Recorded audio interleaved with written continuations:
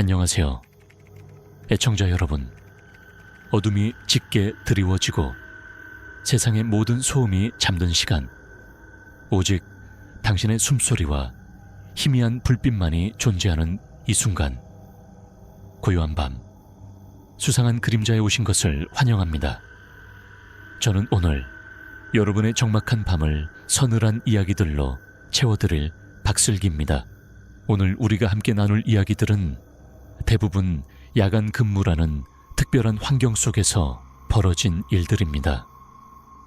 난이의 분주함이 사라지고 세상이 깊은 잠에 빠져드는 시간, 홀로 깨어 공간을 지켜야 하는 사람들, 편의점 직원, 택시기사, 병원이나 도서관의 야간 근무자들, 그들은 때때로 아주 평범한 일상 속에서 문득 설명할 수 없는 기묘함이나 등골 오싹한 불안감과 마주치곤 합니다. 그것은 때로는 인간의 악의일 수도 있고, 때로는 우리의 이해를 벗어난 어떤 존재의 희미한 흔적일지도 모릅니다. 오늘 밤 들려드릴 이야기들은 바로 그런 순간들에 관한 기록입니다. 자극적인 공포나 피가 낭자한 장면은 없을 것입니다. 다만 당신의 심장을 천천히 조여오는 듯한 긴장감, 그리고 이야기의 마지막 페이지를 덮은 후에도 쉽게 가시지 않는 찝찝한 여운을 선사하고자 합니다. 만약 오늘 밤 당신이 홀로 이 방송을 듣고 있다면 어쩌면 등 뒤의 어둠이 조금 더 짙게 느껴질 수도 있음을 미리 말씀드립니다. 하지만 두려워 마십시오. 이 이야기들은 당신을 해치지 않습니다. 그저 우리가 살고 있는 이 세계의 또 다른, 조금은 더 어두운 단면을 보여줄 뿐입니다. 자, 이제 가장 편안한 자세를 취하시고 주변의 불빛을 조금 더 어둡게 조절해 보십시오. 그리고 당신의 모든 감각을 열어 지금부터 제가 들려드릴 이야기 속으로 함께 빠져들어 주시길 바랍니다. 첫 번째 이야기는 서울 근교 한적한 주택가의 작은 편의점에서 야간 아르바이트를 하던 젊은이 이민호 씨가 겪었던 잊을 수 없는 하룻밤의 공포입니다. 그날 밤 편의점 문을 열고 들어온 한 손님은 민호 씨에게 평생 지워지지 않을 그림자를 남겼다고 합니다. 이제 그날 밤 편의점의 자동문이 열리는 소리와 함께 우리도 민호 씨의 기억 속으로 조용히 들어가 보겠습니다. 모든 것은 아주 평범하게 시작되었지만 그 끝은 결코 평범하지 않았습니다. 시험 시간이 시작됩니다. 오늘 밤 박슬기가 애청자 여러분과 함께할 첫 번째 이야기는 서울 근교 한적한 주택가에 위치한 작은 편의점에서 야간 아르바이트를 하던 젊은이 이민호 씨가 겪었던 잊을 수 없는 공포의 순간입니다.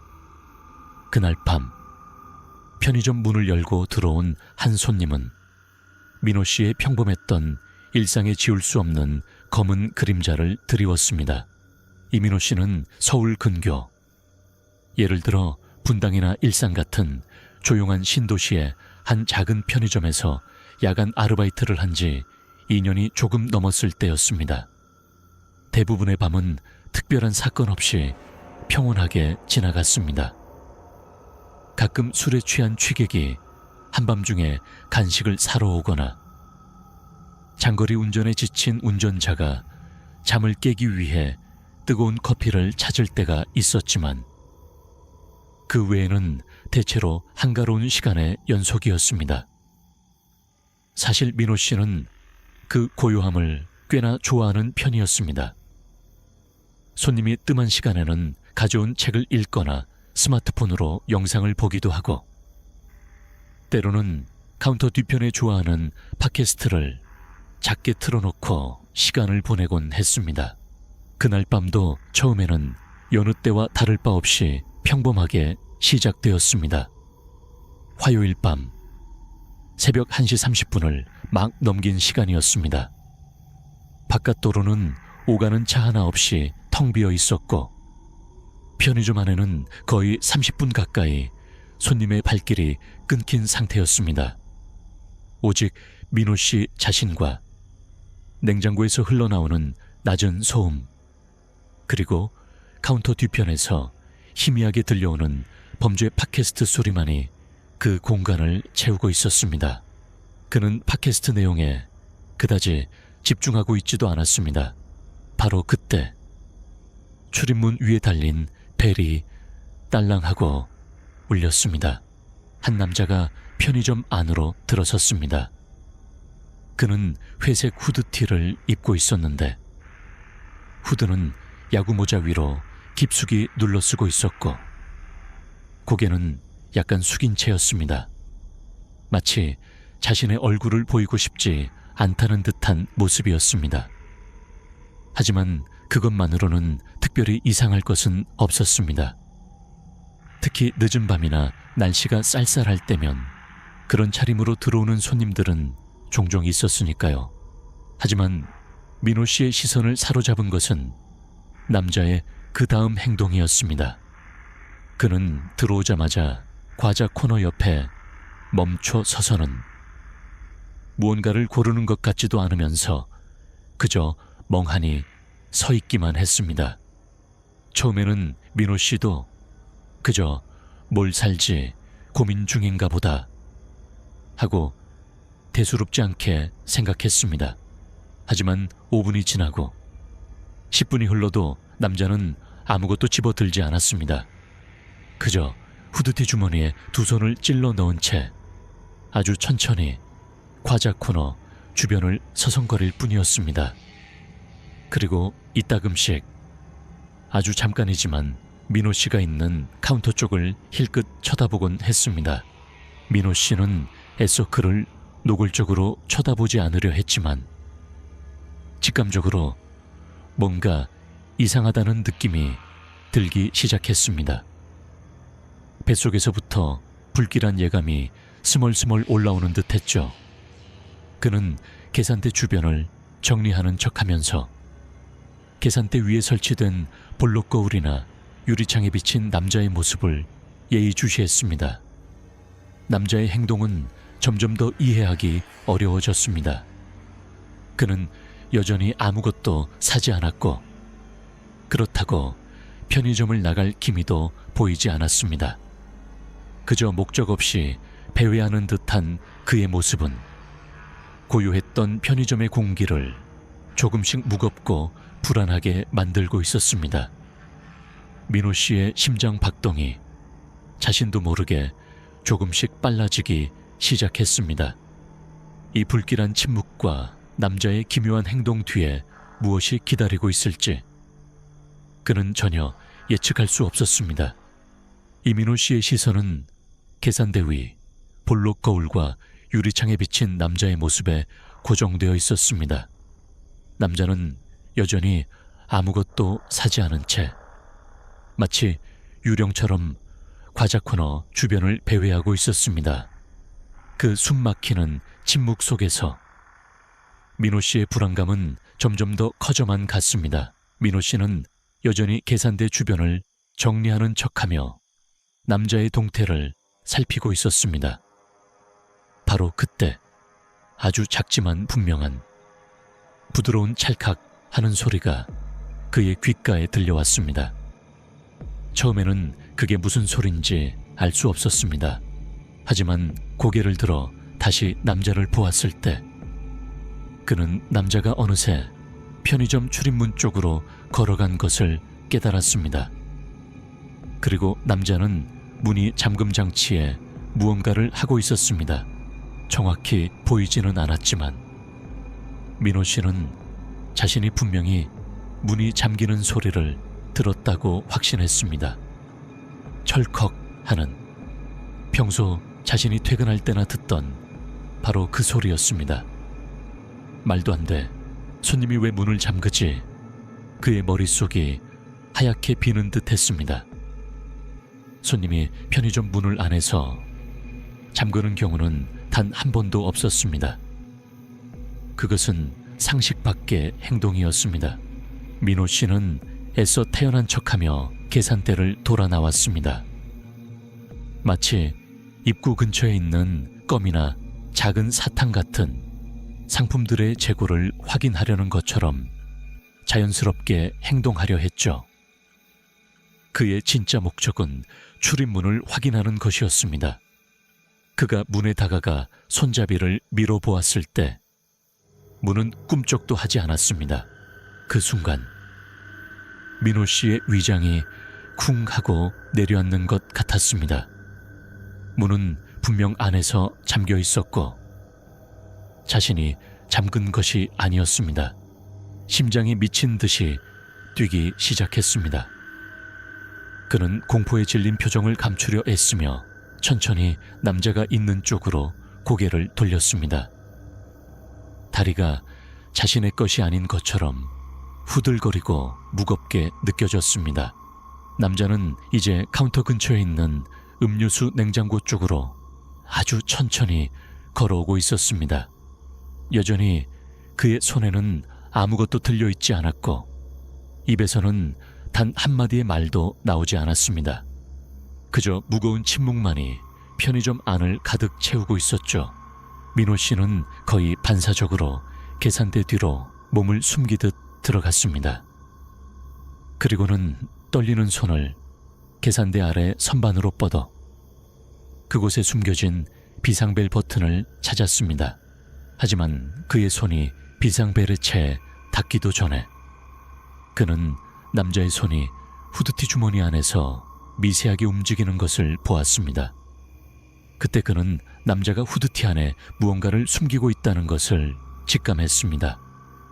그것이 총인지 칼인지는 알 수 없었지만 확인해보고 싶은 생각은 추호도 없었습니다.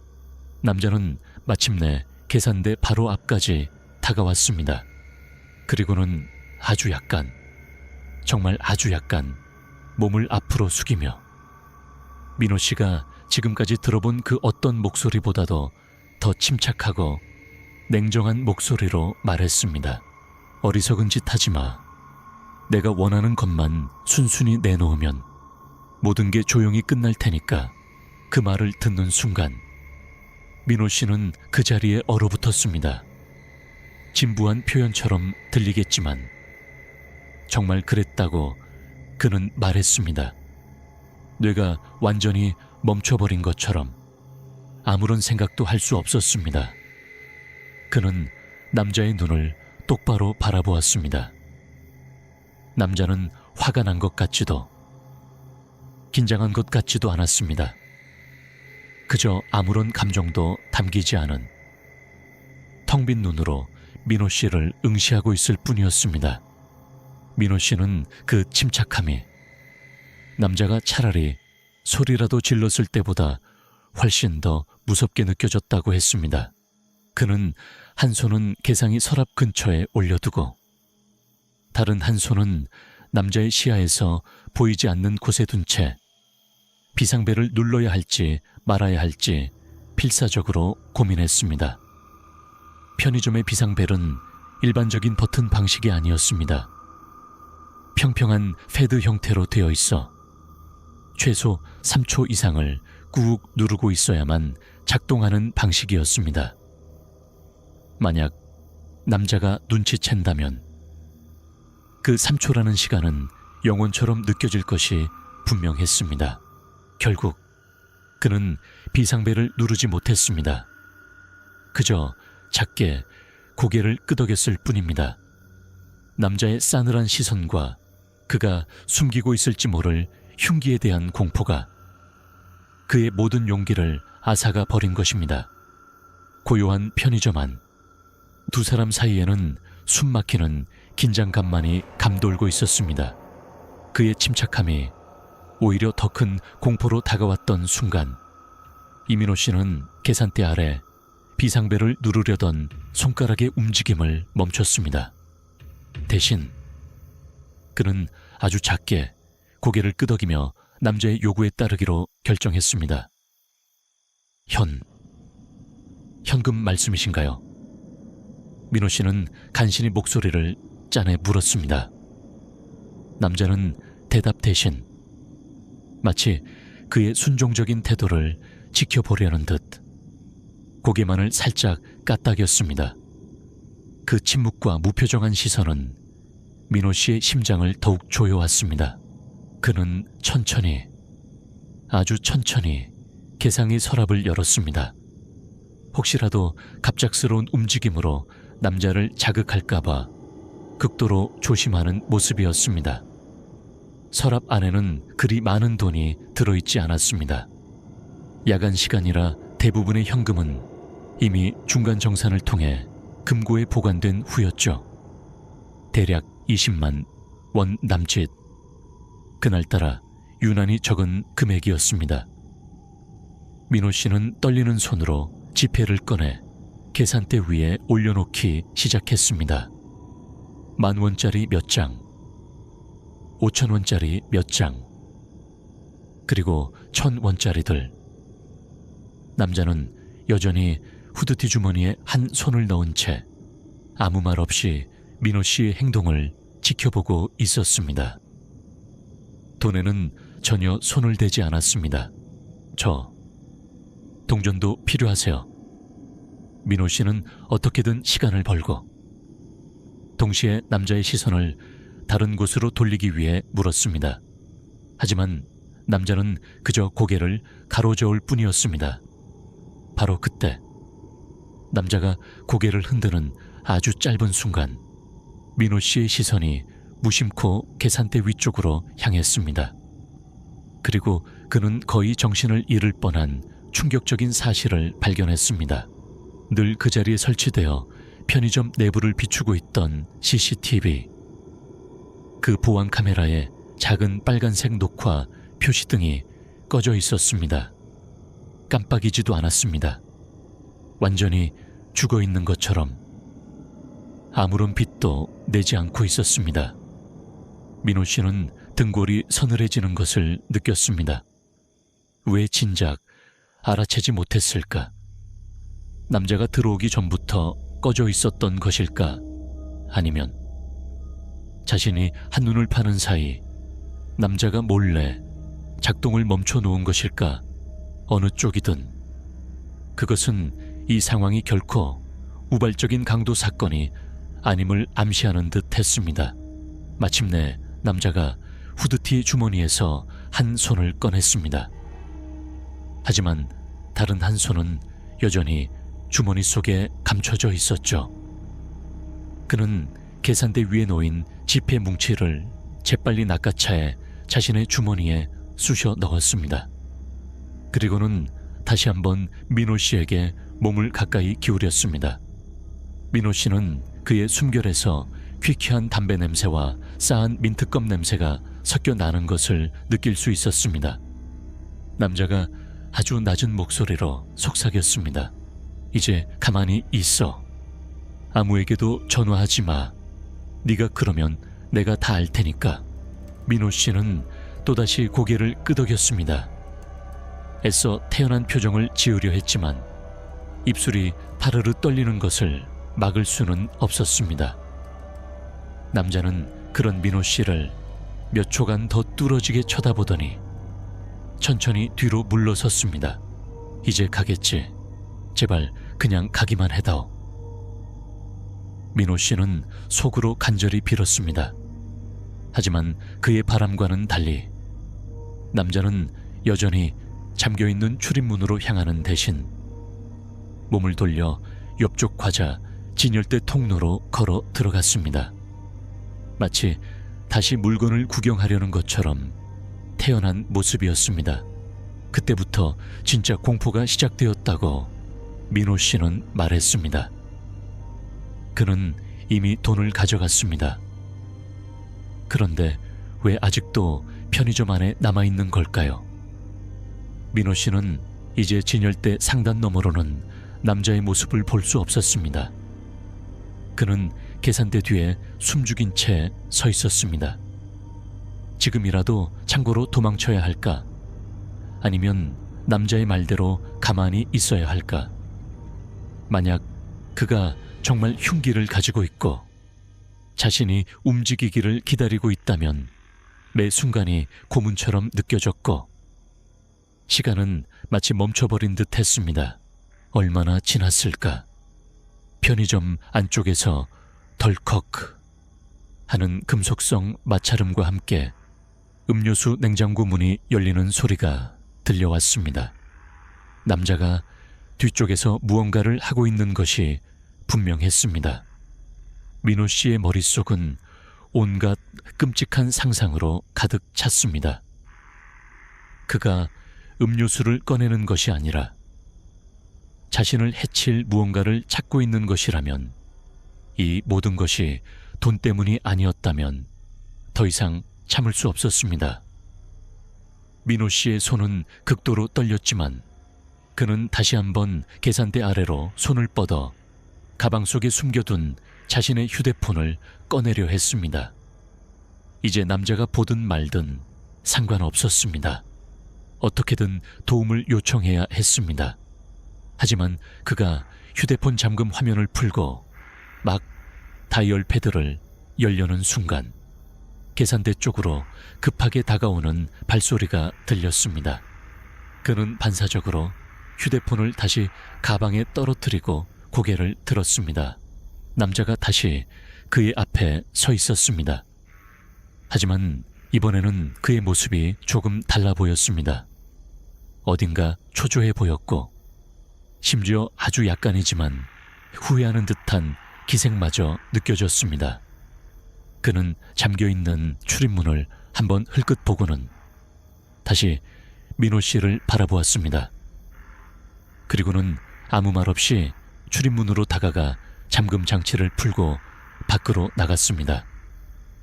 그렇게 그냥 아무런 추가적인 위협도 서두르는 기색도 없이 그저 밤속으로 유유히 걸어 사라졌습니다. 민호 씨는 남자가 완전히 사라진 후에도 1분 동안은 꼼짝도 하지 못했습니다. 그러고 나서야 그는 창고로 달려가 문을 잠그고 떨리는 손으로 100GI에 신고했습니다. 그의 목소리는 너무나 심하게 갈라져서 교환원이 그의 말을 제대로 알아듣기조차 어려울 정도였습니다. 경찰은 몇 분 만에 도착했지만 예상대로 남자는 이미 사라지고 난 후였습니다.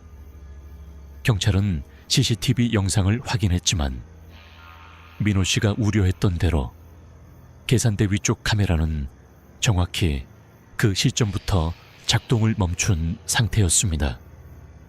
다른 각도의 카메라에는 남자의 모습이 부분적으로 찍혀 있었지만 얼굴을 명확히 식별할 수 있는 장면은 없었습니다.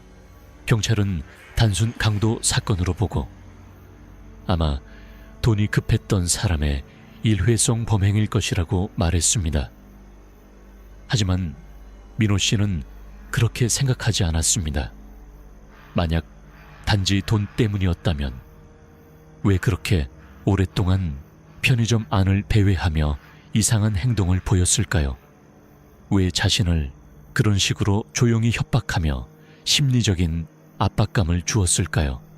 그는 그 후로도 한동안 편의점 아르바이트를 그만두지 못했지만 다시는 혼자 야간 근무를 서지 않았습니다. 사장님께 사정을 이야기하고 다른 시간대로 옮겼죠. 몇 주 동안 그는 길을 걸을 때나 주차장에서 차를 탈 때 혹은 가게 문을 잠글 때면 늘 주변을 두리번거렸습니다. 편의점 문에 달린 벨이 울릴 때마다 가슴이 철렁 내려앉곤 했습니다. 어쩌면 그 남자가 다시 돌아와 자신이 그의 지시를 잘 따랐는지 확인하려 할지도 모른다는 생각 때문이었습니다. 하지만 그는 다시 나타나지 않았습니다. 사건 수사는 아무런 진전 없이 종결되었습니다. 지문도 그 어떤 단서도 발견되지 않았습니다. 남자는 마치 처음부터 존재하지 않았던 사람처럼 그렇게 연기처럼 사라져 버렸습니다. 하지만 민호 씨의 마음속에는 여전히 그날 밤의 기억이 생생하게 남아 있습니다. 특히 그 남자의 그 기이할 정도로 침착했던 모습, 그리고 마치 모든 것을 다 알고 있다는 듯한 그 섬뜩한 자신감이 그를 가장 괴롭힙니다. 어쩌면 나는 단순한 강도 사건의 목격자, 그 이상이었을지도 모른다. 그가 원래 계획했던 것은 무엇이었을까?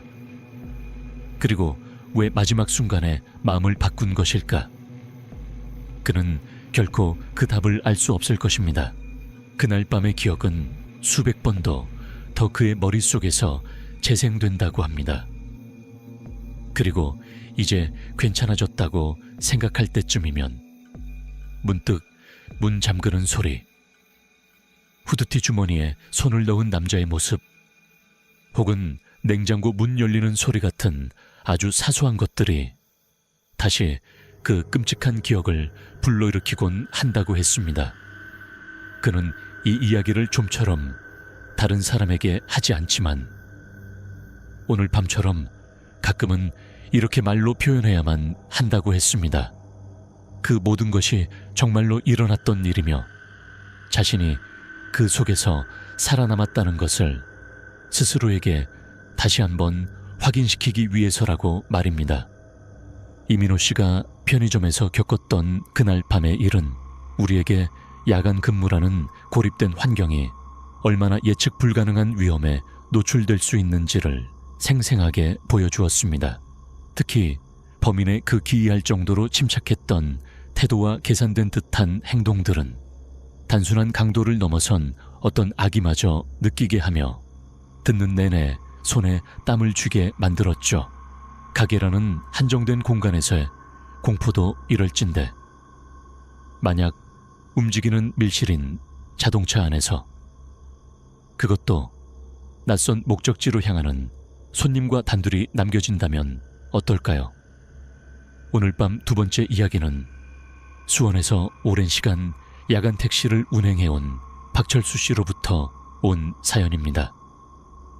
그는 수많은 밤 손님들을 태우며 별의별 일들을 다 겪었지만 지난 겨울에 만났던 한 손님만큼은 그의 머릿속에서 좀처럼 떠나지 않는다고 합니다. 그 손님과의 짧지만 길었던 야간 운행은 그에게 만약 그때 다른 선택을 했다면 어떻게 되었을까 하는 아찔한 질문을 남겼다고 합니다. 박철수 씨는 몇 년째 주로 야간에만 택시를 운행해온 베테랑 기사입니다. 밤 시간은 아무래도 손님들의 팁이 더 후한 편이고 도로도 한산해서 운전하기에 수월했기 때문이죠.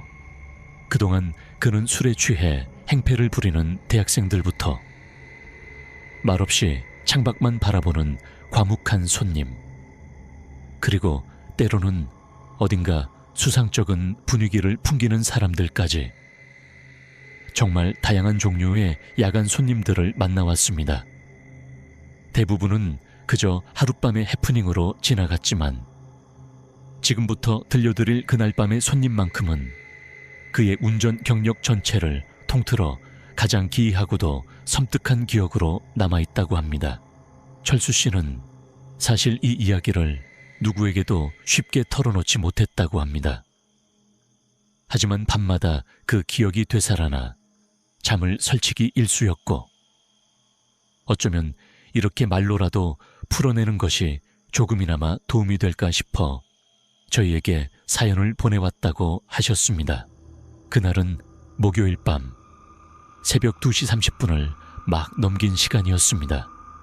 철수 씨는 수원 시내의 한 주요 도로변에 차를 세워두고 택시 호출앱을 켜둔 채 다음 손님을 기다리고 있었습니다. 얼마 지나지 않아 앱에서 호출 알림이 울렸습니다. 픽업 장소는 약 5분 거리에 있는 도시 외곽이 낡고 반쯤은 문을 닫은 듯한 상가 근처였습니다. 밤에는 인적이 드물어 으슥한 곳이었죠. 그가 호출 장소에 도착했을 때 길게는 한 남자만이 우두커니 서 있었습니다. 남자는 손에 가방 하나 들고 있지 않았고 휴대전화를 보고 있지도 않았습니다. 그저 마치 몇 시간 동안 그 자리에서 누군가를 기다린 사람처럼 멍하니 앞만 바라보고 있었습니다. 그 모습이 어딘가 모르게 평범하지 않다고 철수 씨는 생각했습니다. 철수 씨는 조수석 창문을 내리고 그에게 물었습니다. 혹시 택시 부르신 분 맞으신가요? 남자는 즉시 대답하지 않았습니다. 잠시 침묵이 흐른 뒤 그는 아무렇지도 않게 뒷좌석 문을 열고 채 올라타더니 아주 낮고 단조로운 목소리로 중얼거렸습니다. 네, 접니다. 그의 목소리는 이상할 정도로 침착했고 어떤 감정도 실려있지 않았습니다. 철수 씨가 목적지를 묻자 남자는 그저 이렇게 말했습니다. 북쪽으로 가주세요. 돌 때가 되면 말씀드릴게요. 목적지 주소나 하다못해 동네 이름조차 말하지 않는 손님. 택시기사에게 이것은 이미 일종의 위험 신호나 다름없었습니다. 하지만 철수 씨는 일단 그가 술에 취했거나 혹은 지리에 어두운 사람일 수도 있다고 생각하며 차를 출발시켰습니다. 그렇게 그의 택시는 도시의 북쪽, 점점 더 외곽으로 향하기 시작했습니다. 차 안에는 무거운 침묵만이 감돌았습니다.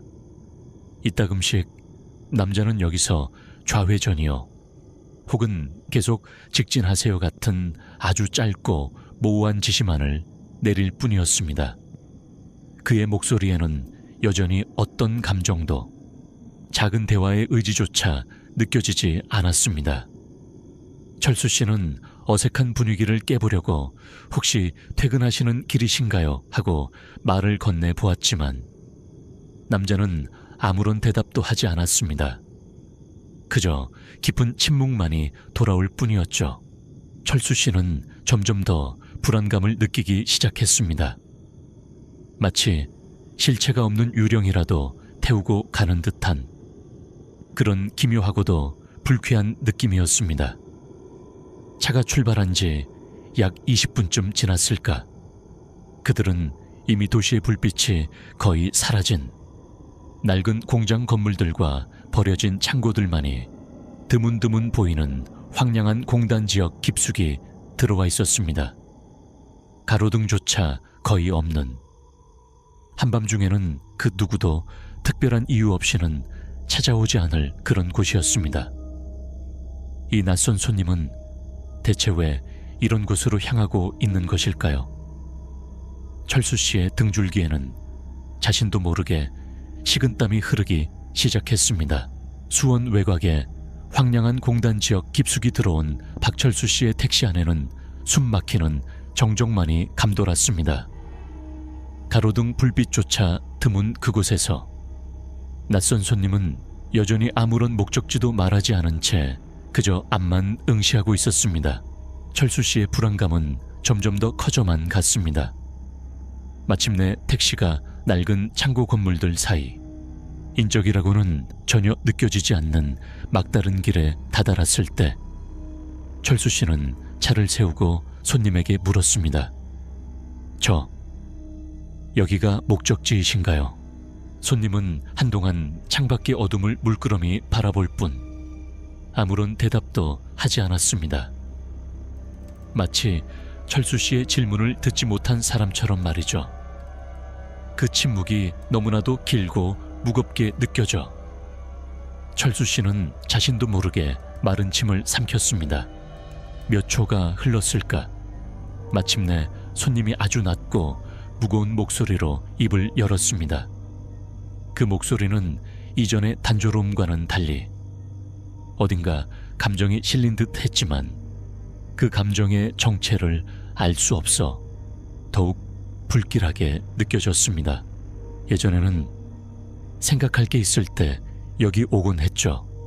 하지만 이젠 아닙니다. 그러면서 그는 고개를 아주 살짝 돌려 룸미러를 통해 철수 씨를 바라보는 듯 했습니다. 하지만 그의 눈빛은 초점이 없었고 마치 철수 씨를 관통하여 그 너머의 무언가를 보고 있는 것처럼 공허했습니다. 철수 씨는 그 눈빛에서 섬뜩함을 느꼈지만 애써 태어난 척 고개를 끄덕였습니다. 그럼 여기서 내려드리면 될까요? 철수 씨는 최대한 부드러운 목소리로 다시 물었습니다. 하지만 손님은 여전히 그의 질문에는 대답하지 않았습니다. 대신 그는 아주 천천히 몸을 앞으로 숙여왔습니다. 너무나도 가까이 다가와 철수 씨는 그의 차가운 숨결이 자신의 귓가에 느껴질 정도였다고 합니다. 그리고는 마치 비밀이라도 속삭이듯 아주 낮은 목소리로 말했습니다. 기사님은 여기서는 사람이 얼마나 쉽게 사라질 수 있는지 그런 거 생각해 본 적 있어요. 그 말을 듣는 순간 철수 씨의 손은 운전대 위에서 그대로 굳어버렸습니다. 그는 애써 마른 웃음을 지으며 아무렇지 않은 척하려 했지만 등줄기에서는 식은땀이 흘러내리고 있었습니다. 이 사람, 대체 정체가 뭐지? 지금 나한테 무슨 말을 하려는 거지? 머릿속은 온갖 불길한 상상으로 가득 찼지만 그는 섣불리 손님을 자극해서는 안 된다는 것을 본능적으로 알고 있었습니다.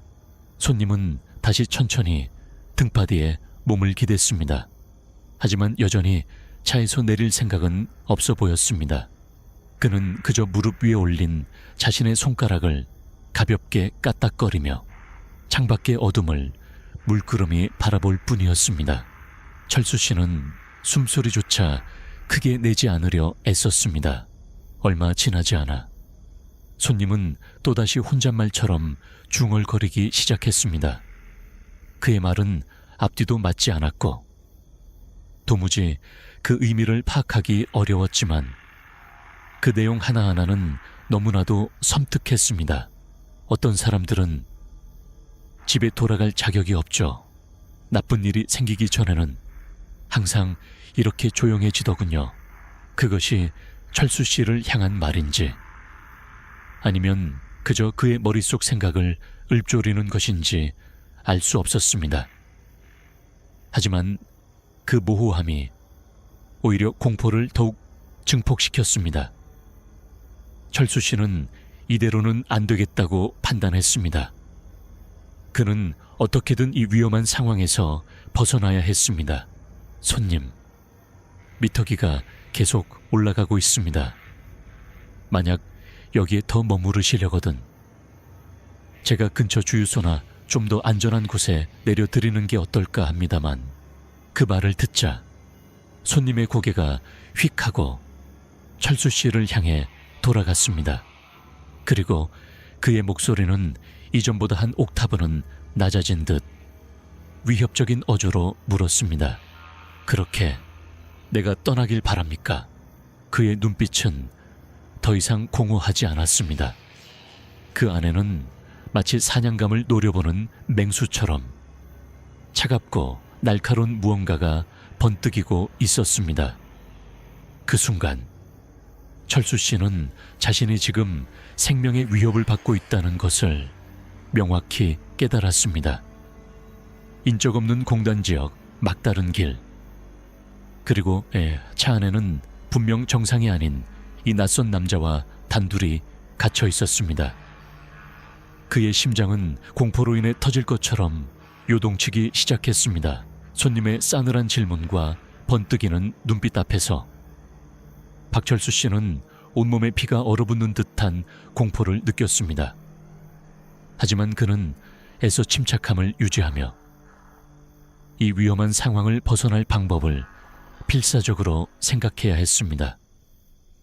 아닙니다. 손님, 그저 이 시간이 이런 곳은 너무 위험해서 그럽니다. 어디든 필요하신 곳까지 안전하게 모셔다 드리겠습니다. 철수 씨는 최대한 부드럽고 공손한 말투로 대답했습니다.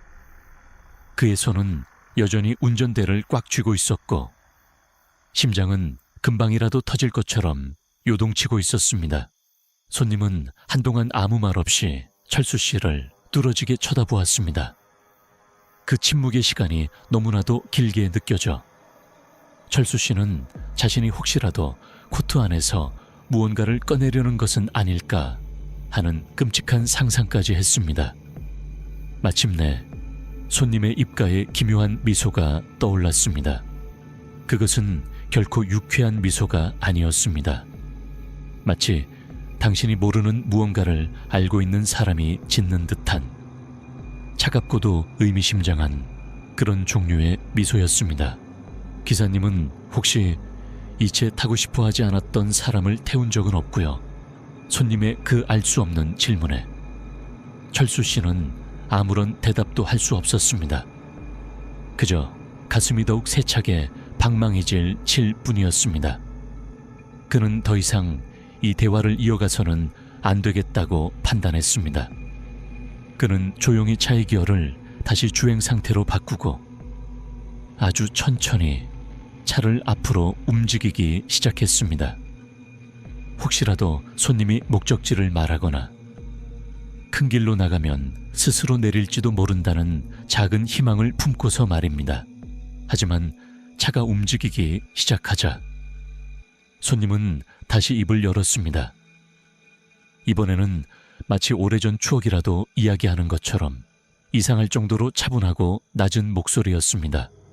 그는 예전에 자신이 교훈을 가르쳐준 한 남자에 대해 이야기하기 시작했습니다. 그 남자가 자신을 무시했기 때문이라고 했습니다. 그는 그 이야기가 얼마나 어둡고 비밀스러운 일이었는지, 그리고 결국 아무도 그 일을 알지 못하게 되었다는 사실을 마치 자랑이라도 하듯 늘어놓았습니다.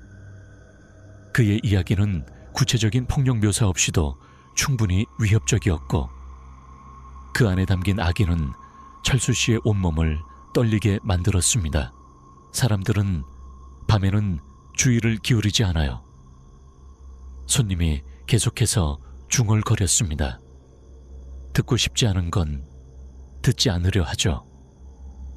아주 작은 소리에도, 아주 사소한 것에도 말입니다. 그 말을 듣는 순간 철수 씨는 온몸이 땀으로 흠뻑 젖는 것을 느꼈습니다. 그의 모든 세포가 이 남자에게서 벗어나라고, 어떻게든 이 상황을 끝내라고 비명을 지르고 있었습니다. 그는 다음 모퉁이를 돌자마자 조금 더 밝고 인적이 있는 도로로 접어들었습니다. 어쩌면 주변 환경의 변화가 이 기묘한 손님의 태도를 조금이나마 바꿀 수 있지 않을까 하는 신라 같은 희망 때문이었습니다. 얼마 지나지 않아 저 멀리 24시간 운영하는 주유소에 환한 불빛이 보였습니다. 철수 씨는 마치 사막에서 오아시스를 발견한 사람처럼 안도감을 느꼈습니다. 그는 애써 태어난 척하며 내비게이션을 확인하는 신용을 하더니 손님에게 말했습니다. 아, 손님. 죄송하지만 기름이 거의 다 떨어져서요. 저기 주유소에서 잠깐 주유만 하고 가도 괜찮으실까요? 최대한 의심을 사지 않으면서 차를 멈출 수 있는 유일한 방법이었습니다. 손님은 처음에는 아무 말도 하지 않았습니다. 그러더니 택시가 주유소 안으로 천천히 들어서자 아주 낮은 목소리로 중얼거렸습니다. 똑똑한 선택이군요. 그 말이 비아냥거림인지 아니면 정말 칭찬인지 알 수 없었지만 철수 씨는 더 이상 신경 쓸 겨를이 없었습니다. 그는 주유기 옆에 차를 세우고 엔진은 켜둔 채 손님에게 말했습니다. 금방 다녀오겠습니다. 그의 다리는 후들거렸지만 그는 최대한 아무렇지 않은 척 채서 내렸습니다. 주유소 편의점 안으로 들어선 그는 곧장 계산대로 다가가 점원에게 다급하게 말했습니다. 저기요, 제 채 좀 이상한 손님이 타고 있는데 너무 무서워서 그럽니다. 여기서 경찰에 신고 좀 해도 될까요? 점원은 처음에는 어리둥절한 표정을 짓더니 이내 상황의 심각성을 깨닫고는 자신의 전화기를 건네주었습니다. 철수 씨가 떨리는 손으로 백필 위를 누르고 있을 때였습니다. 그는 무심코 창밖에 자신의 택시를 보았습니다. 그리고는 자신의 눈을 의심했습니다. 택시는 텅 비어 있었습니다. 조수석 문은 활짝 열려 있었고 그 낯선 손님은 온데간데 없이 사라져버린 것입니다.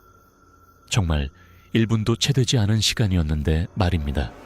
그는 즉시 밖으로 뛰쳐나가 주유소 주변을 샅샅이 뒤졌지만 남자의 흔적은 어디에도 없었습니다.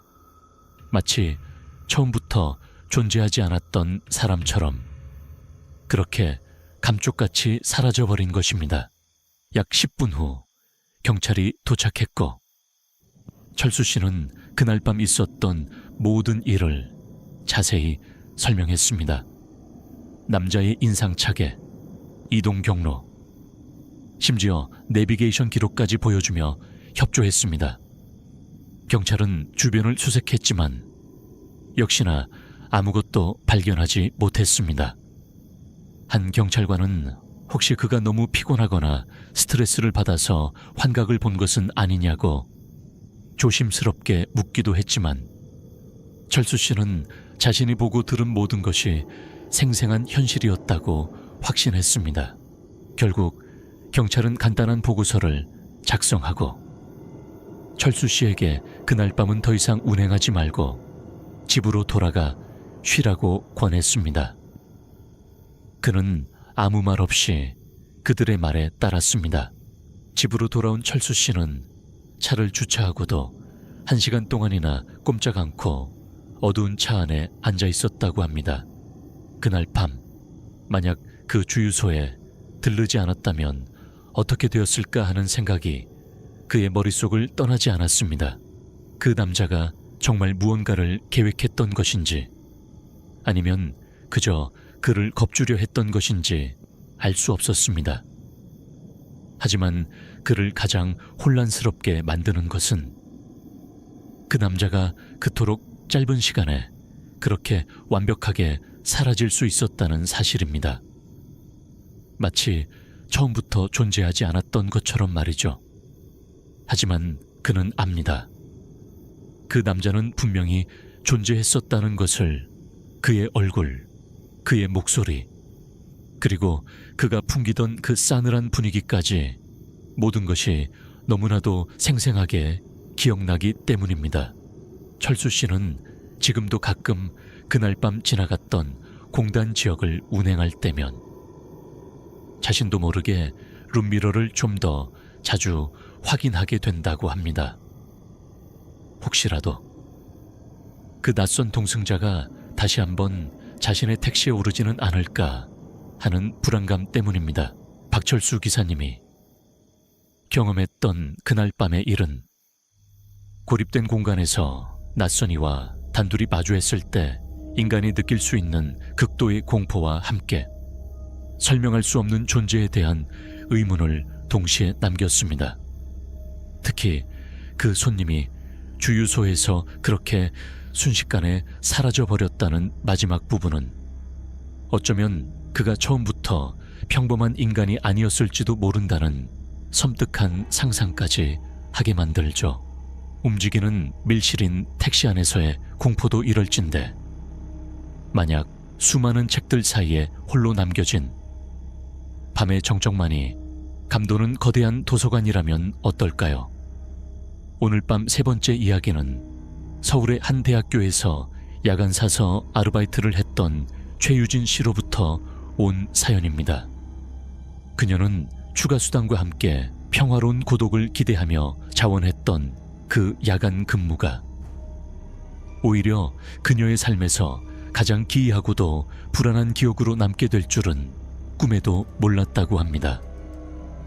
최유진 씨는 당시 서울에 있는 한 대학교에 재학 중인 평범한 대학생이었습니다. 학교 도서관이 시범적으로 24시간 개방 모델을 운영하기 시작했을 때 그녀는 약간의 추가 수당과 함께 조용한 환경에서 공부도 할 수 있으리라는 기대감의 야간 근무를 자원했습니다. 적어도 처음에는 그 고요함이 마음에 들었다고 그녀는 회상합니다. 거대한 도서관, 수십만 권의 책들이 숨쉬는 그 공간은 밤이 되면 낮과는 전혀 다른 얼굴을 보여주었습니다. 높다란 서가들이 만들어내는 깊은 그림자, 형광등의 규칙적인 소음, 그리고 간간히 들려오는 건물 자체에 미세한 뒤척임 외에는 그 어떤 소리도 존재하지 않는 완벽한 정적의 세계였죠. 하지만 그 평화는 그리 오래가지 못했습니다.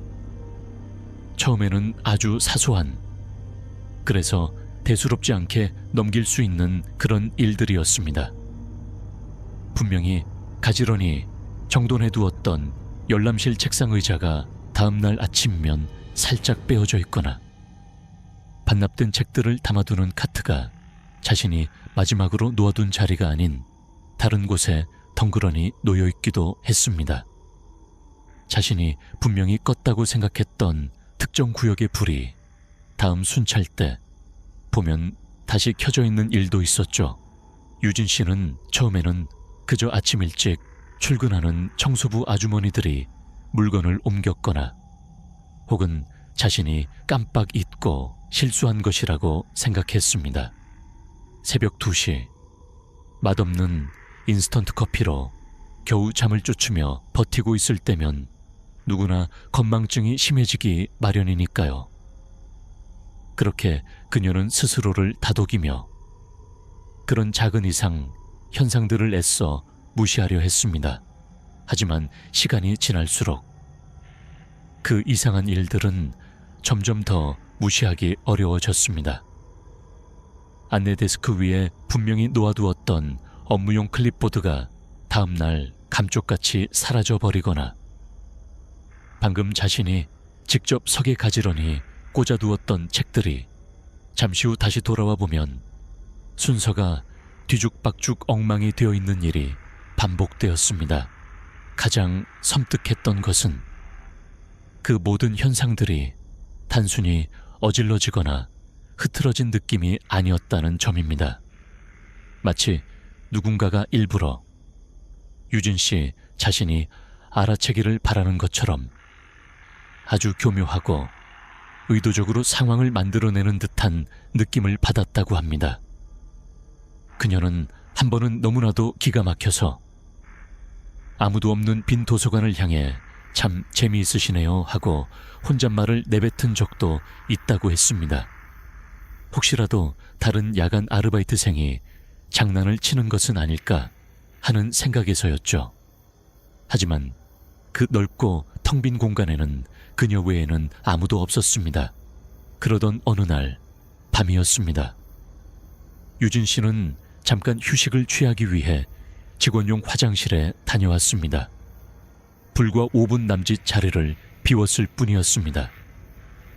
그런데 안내 데스크 의자 등받이에 걸어두었던 그녀의 스웨터가 온데간데 없이 사라져버린 것입니다.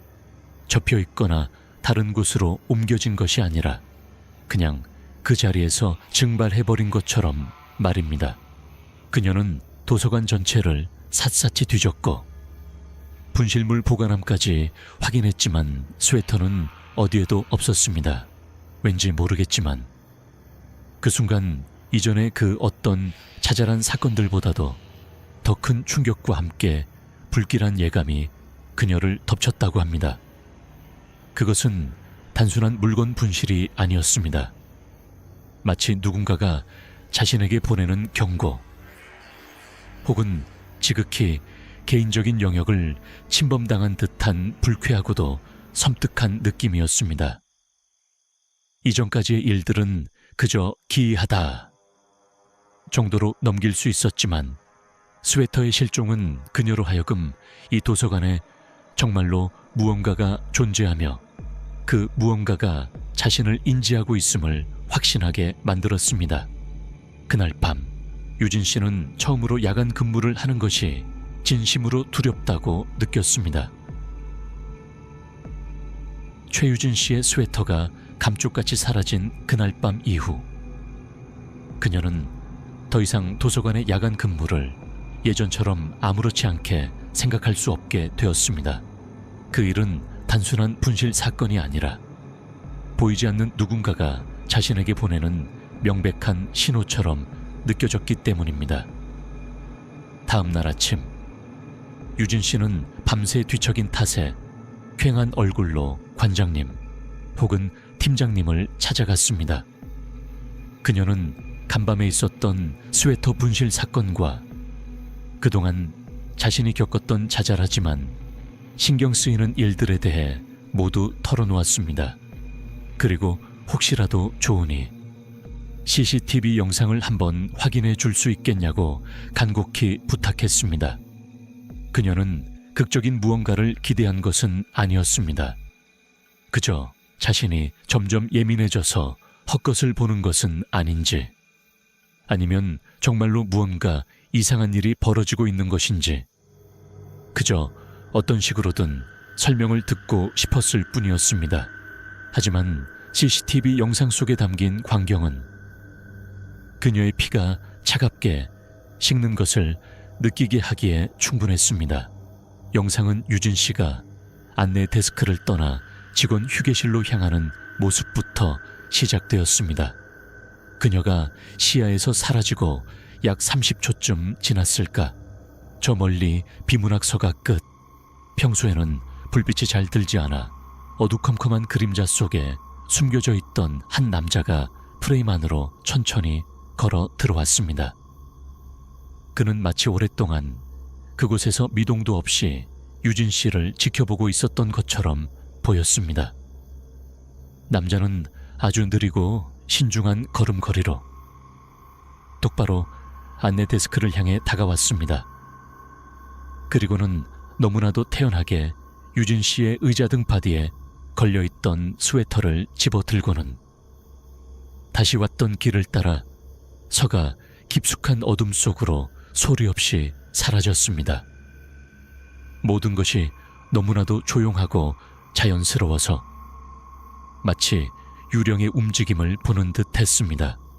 유진 씨는 영상을 보는 내내 온몸에 소름이 돋는 것을 느꼈습니다. 저 남자는 대체 누구일까? 어떻게 아무도 모르게 도서관 안에 들어와 있었던 것일까? 그들은 즉시 심야 시간대 출입 기록을 모두 확인했지만 허가받지 않은 출입자는 아무도 없었습니다. 도서관 직원들 중 그 누구도 영상 속의 남자를 알아보지 못했습니다.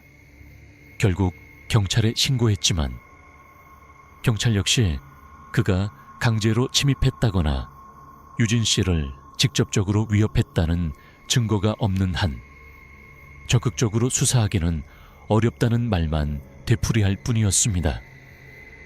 간단한 사건 보고서를 작성하고 만약 상황이 더 악화되면 다시 연락하라는 것이 전부였습니다.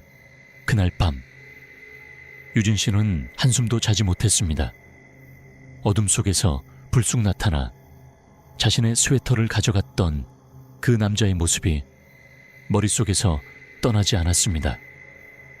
그녀는 그 후로 도서관의 모든 구역불을 환하게 켜두었고 주머니에는 만일의 사태에 대비해 작은 커터칼을 넣고 다녔습니다. 안내 데스크에 앉기 전에는 반드시 모든 서가를 한번 둘러보는 습관도 생겼죠. 며칠 동안은 아무 일도 일어나지 않았습니다. 유진 씨는 어쩌면 그 모든 것이 정말 우연한 해프닝이었을지도 모른다고, 이제는 괜찮을 것이라고 스스로를 안심시키려 했습니다. 하지만 그 평화는 오래가지 못했습니다. 어느 금요일 밤이었습니다.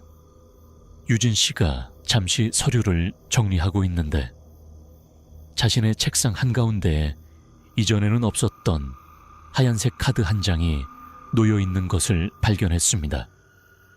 그것은 도서관 카드처럼 생겼지만 그녀의 것도 아니었고 도서관 시스템에 등록된 카드도 아니었습니다. 그저 아무런 이름도 적혀 있지 않은 바코드만 찍힌 새하얀 카드였습니다.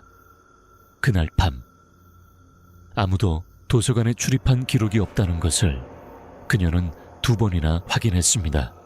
그 순간 유진 씨는 이것이 결코 우연이 아니라는 것을 깨달았습니다. 누군가가 바로 이 건물 안에 자신과 함께 있으며 자신을 지켜보며 마치 게임이라도 하듯 장난을 치고 있다는 것을 직감했습니다. 그 카드는 마치 그 존재가 남긴 일종의 명함처럼 느껴졌습니다.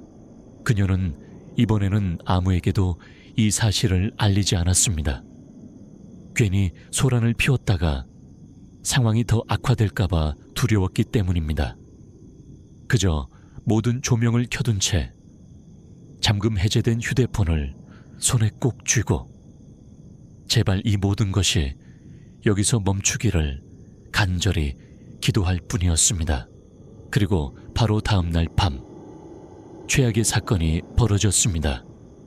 그날은 처음부터 도서관의 공기가 유난히 무겁고 불길하게 느껴졌습니다. 위층에서는 아무도 없음에도 불구하고 간간히 삐걱거리는 발소리 같은 것이 들려왔습니다.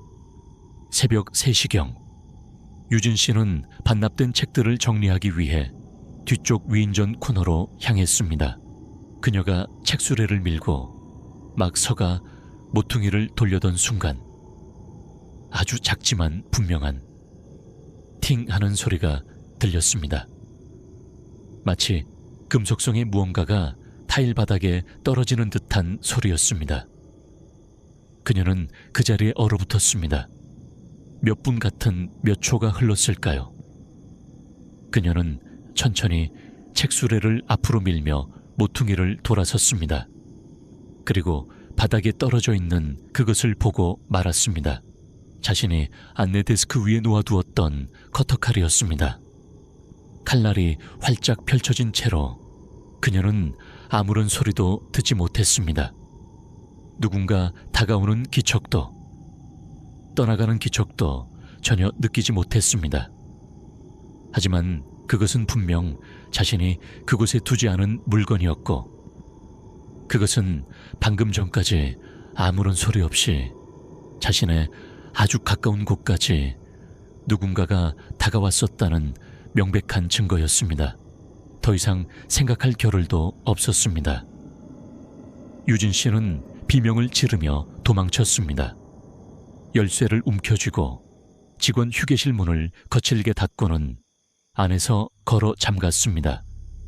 그리고 떨리는 손으로 100부의 전화를 걸어 누군가가 도서관 안에 있으며 자신이 혼자 있고 안전하지 않다고 속삭였습니다. 수화기 너머로 침착하게 자신을 안심시키려는 경찰관의 목소리를 들으며 그녀는 책상 밑에 웅크린 차에 숨소리조차 죽이며 구조를 기다렸습니다. 경찰은 생각보다 빨리 도착했습니다. 그들이 도서관 전체를 수색하는 동안 유진 씨는 여전히 사무실 안에 잠긴 채 공포에 떨고 있었습니다. 결과는 예상대로였습니다. 경찰은 아무도 찾아내지 못했습니다. 부서진 곳도 강제로 침입한 흔적도 없었습니다. 하지만 바닥에 떨어져 있던 커터칼은 분명한 현실이었고 며칠 전 사라졌던 스웨터와 책상 위에 놓여있던 정체 모를 도서관 카드 역시 그녀가 꾸며낸 이야기가 아니었습니다. 그리고 그 모든 것을 지켜보았던 CCTV 속의 그 남자, 그 사건 이후 경찰은 도서관 측에 보안 강화를 권고했고 야간 근무에는 추가 인원이 배치되었습니다. 하지만 유진 씨는 다시는 그 도서관에 야간 근무를 하지 않았습니다. 아니, 할 수 없었습니다. 그녀는 2주간의 사전 통보 규정조차 지키지 않고 그 일을 그만두었습니다. 오늘날까지도 유진 씨는 그 남자가 누구였는지 그리고 얼마나 오랫동안 그 도서관에 드나들었는지 알지 못합니다. 어쩌면 그에게는 특별한 출입 방법이 있었을지도 모르고, 어쩌면 교대 근무 시간 사이에 아무도 모르게 숨어 지냈을지도 모릅니다. 한 가지 분명한 것은 그것은 단순한 무단 침입이 아니었다는 것입니다. 그것은 오랫동안 그녀를 지켜봐온 누군가의 소행이었고, 그녀가 방심할 때까지 기다린 존재였습니다. 그리고 그녀를 가장 소름 끼치게 만드는 것은 그가 단 한 번도 자신을 직접적으로 해치려 하거나 말을 걸지 않았다는 사실입니다. 그는 그저 적절한 순간을 기다리는 것처럼 그곳에 서 있었을 뿐입니다. 대체 무엇을 위해서였을까요? 그녀는 아마 평생 그 답을 알 수 없을 것입니다. 네. 애청자 여러분, 최유진 씨의 마지막 그 한마디, 대체 무엇을 위해서였을까요? 그 질문이 제 마음속에도 깊은 여운을 남기는군요. 어쩌면 우리는 살아가면서 결코 답을 알 수 없는 질문들과 마주하게 되는지도 모르겠습니다. 특히 그것이 누군가의 악의와 관련된 것이라면 더욱 그렇겠지요. 네.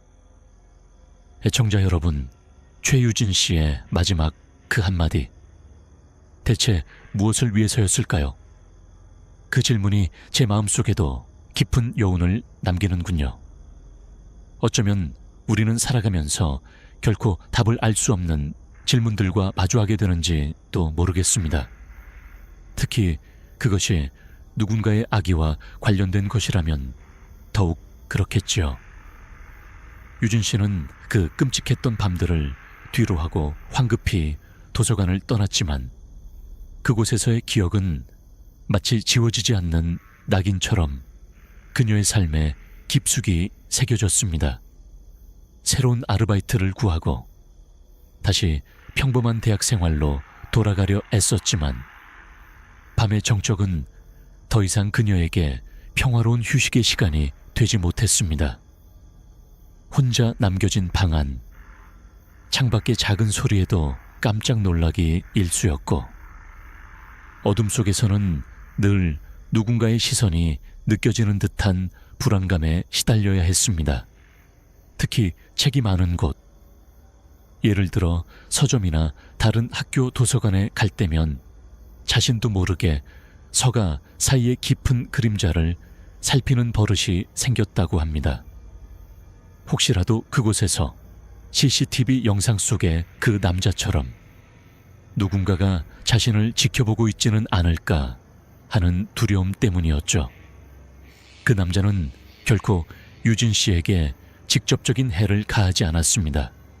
하지만 그의 존재 자체가, 그 침묵과 알 수 없는 의도 자체가 그녀에게는 그 어떤 폭력보다 더한 공포로 다가왔던 것입니다.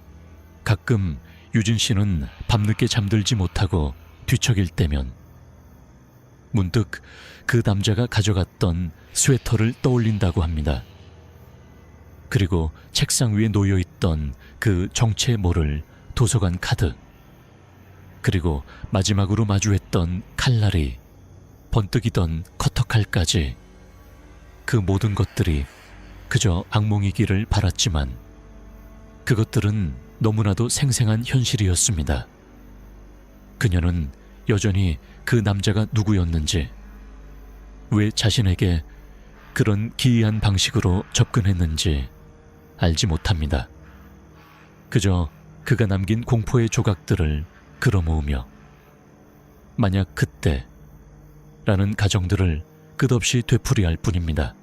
시간이 흘러 조금은 무뎌졌다고 스스로를 위로해보지만 유진 씨는 알고 있습니다.